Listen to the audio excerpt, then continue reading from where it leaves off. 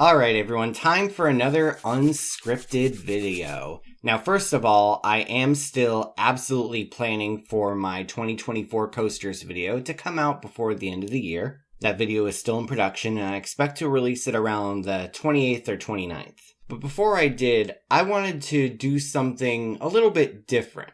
Now before I get started, Merry Christmas. It is Christmas Eve, and I'm going to be heading out to a party at my parents' house in a bit. But before I go there, I want to tell you all about this rabbit hole I dived into recently. Now, a few days ago, I made a community post announcing a new poll about the most unbelievable roller coaster facts. And I will link that poll in the description in case you missed that post. Now, for this video, I did research with the help of this Twitter account, and yes, I'm still calling it Twitter, known as, and I'm not kidding, Crazy Ass Moments in Theme Park History. And this page documents a lot of strange occurrences and marketing stunts that parks have pulled. And in particular, there's one thing I noticed. A lot of these crazy-ass moments involved UK theme parks. And some of these are disturbing, some are just flat-out funny, some of them are both. But this Christmas Eve, I want to take you into the same rabbit hole I went down when it comes to looking up strange moments at UK theme parks. Now, first things first, a while ago in 2002, there was an enthusiast event at Drayton Manor. At this event, they allowed coaster enthusiasts to stand up backwards on their stand-up coaster Shockwave. Sean Flaherty actually posted a photo on his YouTube page of this event, and I don't know how comfortable or uncomfortable this was. Hopefully Sean will comment below. But I'm not sure if the manufacturer intended for people to stand up backwards. I'm hoping that they, did a safety evaluation to make sure. I mean, obviously no one was hurt during this. Everyone had a great time. But still, I don't know how Intamin would feel about people riding their coaster in a way that really wasn't meant to be ridden in. That brings me to 13 at Alton Towers. Now, this model is made by Intamin. It is now known as a multi-dimension coaster, but back then it was known as a family drop coaster, keyword being family. Apparently, because it was called 13, the public was super superstitious, that is super redundant. But yeah, they were superstitious about riding it on Friday the 13th. So what does Alton Towers do? Well, they decided to rename it 14. On Friday the 13th, so that people wouldn't be as scared to ride it. But they only did this for one day, based on a complete superstition. Now, when it comes to 13, the marketing behind this coaster, at first, apparently made it seem like a completely different ride. When Alton Towers first announced this coaster, they made it seem like basically the euthanasia coaster. They said it was going to be this big, terrifying ride. Not only that, but they claimed that there was going to be an age restriction so that no one under 16 and no one over 55 could ride it. Now, out of context, this seems like, holy crap, this roller coaster must be the most intense thing ever. I mean, I've seen seniors riding Time Traveler at Silver Dollar City. So, you'd be surprised what you can handle even at an older age. So at the time, people must have been looking at this like, wow, this must be the most intense roller coaster in the world. In reality, though, there was no age restriction, and the height minimum was only 3 feet 11 inches. So at this point, people had to wonder if this was really going to be that intense of a coaster with that kind of height minimum. Sure enough, this ride was simply a family coaster. It didn't have inversions, the layout just kind of meandered around. And the most intense thing about the ride was its drop track. Now granted, it was the first ever drop track on a roller coaster. It was very innovative.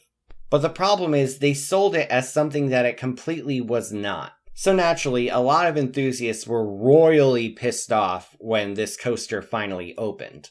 I guess you could say that it was a failed roller coaster in terms of it failing to live up to the expectations that the park set for it. Hey, if you want me to make a failed coasters episode about this ride, feel free to comment down below.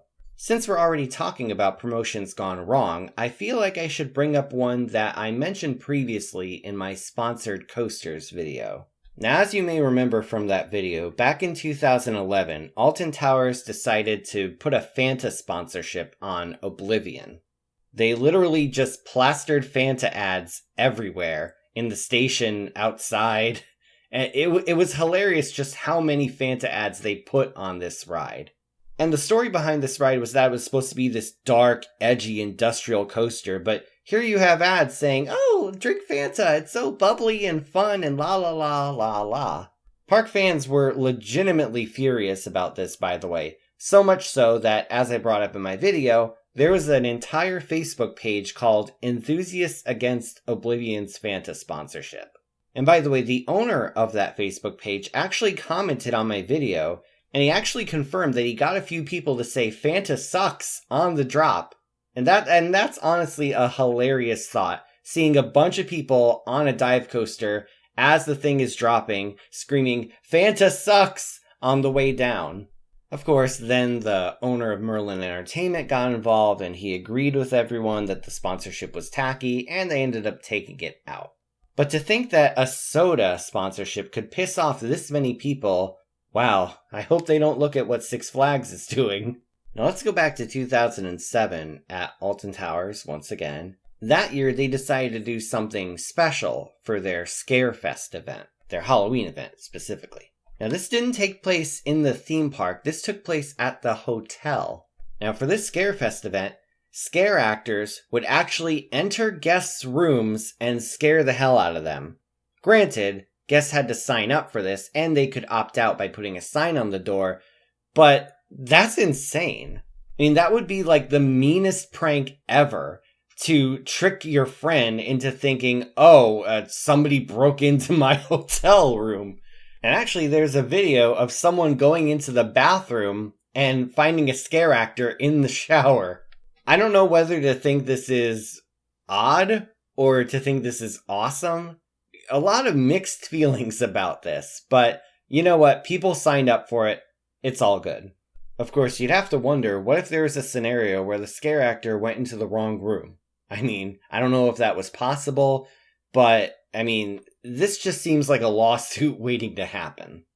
Now it's time to get into the pretty odd stuff. According to my research, and I don't know if this is complete or not, so feel free to correct me down below, the UK broke the record for the most naked people on a roller coaster not once, not twice, not 3 times, but 4 times.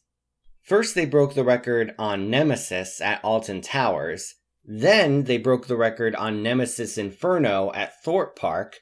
Then, they broke the record on Green Scream at Adventure Island in Southend-on-Sea. And finally, they broke the record on Grand National at Blackpool Pleasure Beach. Now, I can't imagine how painful that would be, because from what I've heard, Grand National isn't exactly a smooth roller coaster. But you know what? More power to these people. I have nothing against naturists, naturalists. I don't know how you pronounce it. But you know what? They're just out there having a good old time. Obviously, this would never happen in the United States. I mean, could you imagine if something like this went on at Kings Island? People would be flipping out. But you gotta understand that in Europe, things are very different when it comes to this subject matter. It's all a matter of what one country thinks is odd, another country thinks is not odd. I mean, that's just how the world works. Now we're at the very bottom of the rabbit hole, and it's pretty disturbing down here, not gonna lie. Now we're gonna talk about 3 things. 2 of these happened at Thorpe Park, 1 happened at Alton Towers. So let's start with Thorpe Park. So we have this ad, a real ad for this theme park. And, I'm just gonna play it and, oh boy.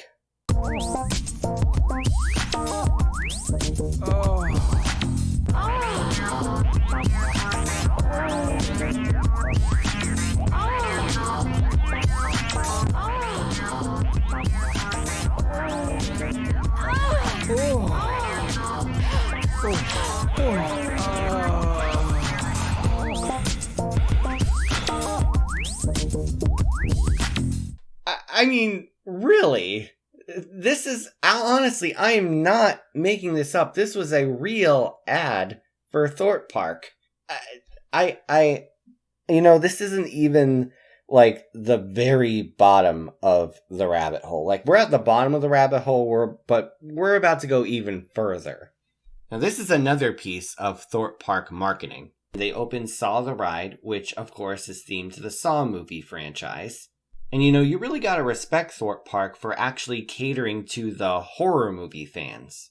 I remember one video I did where they were gonna theme Viper at Six Flags Great Adventure to the Western movie Unforgiven, but then they decided, wait a minute, that movie is too violent. Meanwhile, you have Thorpe Park literally theming a ride to Saw, so there you go. Welcome to the UK. Thorpe Park decided to have a little contest. You see, they planned on opening up a Saw horror maze, and they wanted to give people the chance to contribute to it. So you're probably thinking, oh, they're going to have people design a room or scream, and they're going to use the best scream in the room. No. Remember in my IAPA video when I brought up Froggy Spog and all the different scents they had? Well, I hope you're sitting down for this, because you're going to want to. Thorpe Park had a urine odor contest where the guest with the worst smelling urine got to have their urine's scent used in the haunt maze.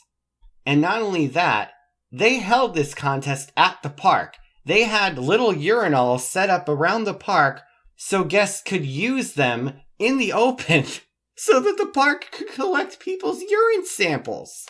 Thorpe Park, what the hell? I mean, I'm not even mad. I'm just like, I'm impressed. This is probably the most creative marketing stunt, and of course you never see this in this country, that I've seen. But, again, we have one more thing to talk about. And, honestly, I'm not sure if I could really talk about this one, because this is supposed to be a family YouTube channel. I mean, I have families who watch this. So I'm not really going to say much about this.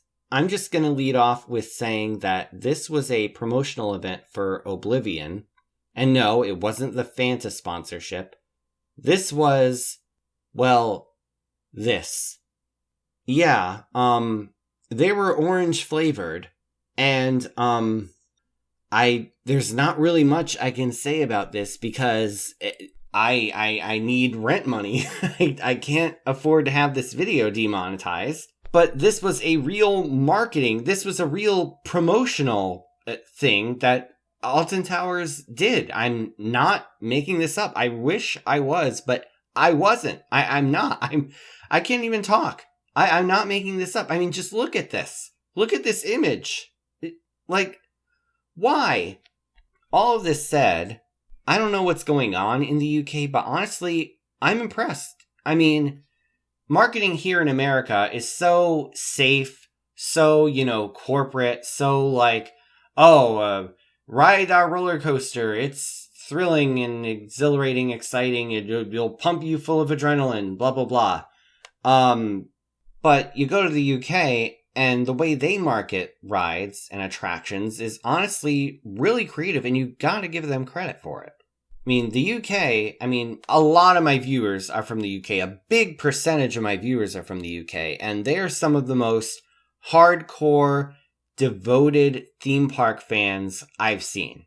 So if you're from the UK and you're watching this, feel free to comment down below anything I missed, because I feel like I might have missed something. And of course, don't forget to vote in my poll of the most unbelievable roller coaster facts. All of that said, Merry Christmas to all, and I'll see you soon with my 2024 coasters video.